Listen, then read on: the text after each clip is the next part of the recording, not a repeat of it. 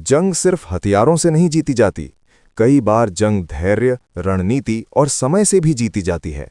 और इस वक्त दुनिया की सबसे ताकतवर ताकत अमेरिका एक ऐसे देश से टकरा रहा है जो सीधी लड़ाई कम और लंबी रणनीतिक लड़ाई ज्यादा लड़ता है। जब इस युद्ध की शुरुआत हुई थी तो अमेरिका ने इसे ऑपरेशन एपिक फ्यूरी नाम दिया था, यानी एक ऐसा अभियान जो ताकत और इतिहास दोनों को परिभाषित करेगा।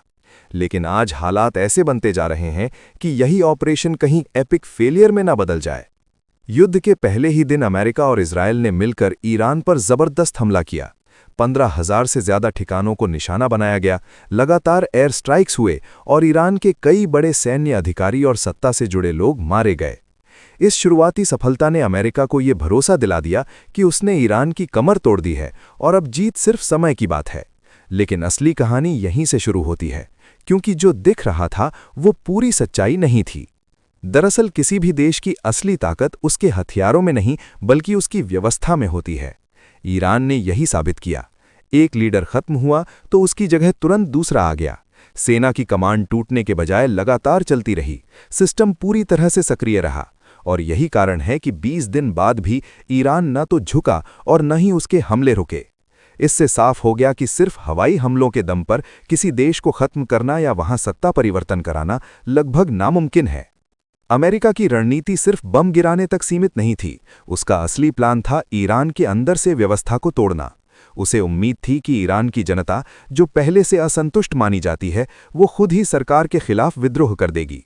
लेकिन यहां अमेरिका से बहुत बड़ी गलती हो गई, क्योंकि जब किसी देश पर बाहरी हमला होता है तो अंदर के मतभेद खत्म होकर एकता में बदल जाते हैं। यही ईरान में हुआ। जनता ने सरकार के खिलाफ खड़े होने के बजाय देश के साथ खड़े होना ज्यादा जरूरी समझा। अब हालात ऐसे हैं कि अमेरिका के सामने दो ही रास्ते बचे हैं, या तो वो पीछे हट जाए या फिर जमीन पर अपनी सेना उतारे।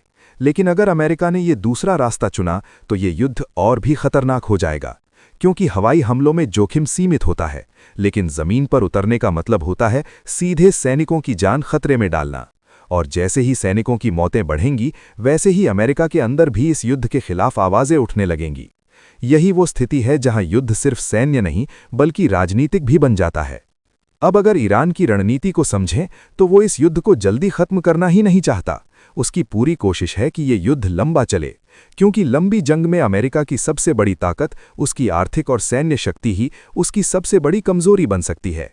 ईरान ने तेल और गैस से जुड़े ठिकानों को निशाना बनाना शुरू कर दिया है। इसका असर सिर्फ अमेरिका पर नहीं बल्कि पूरी दुनिया की अर्थव्यवस्था पर पड़ सकता है।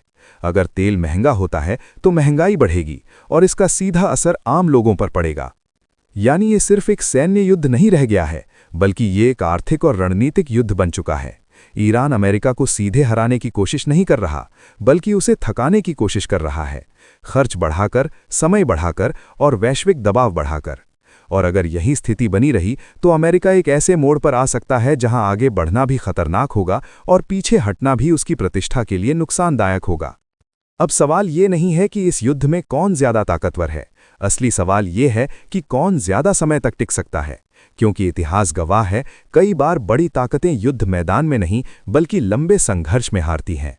और अगर यही हालात बने रहे तो ऑपरेशन एपिक फ्यूरी सच में इतिहास में ऑपरेशन एपिक फेलियर के नाम से भी याद किया जा सकता है।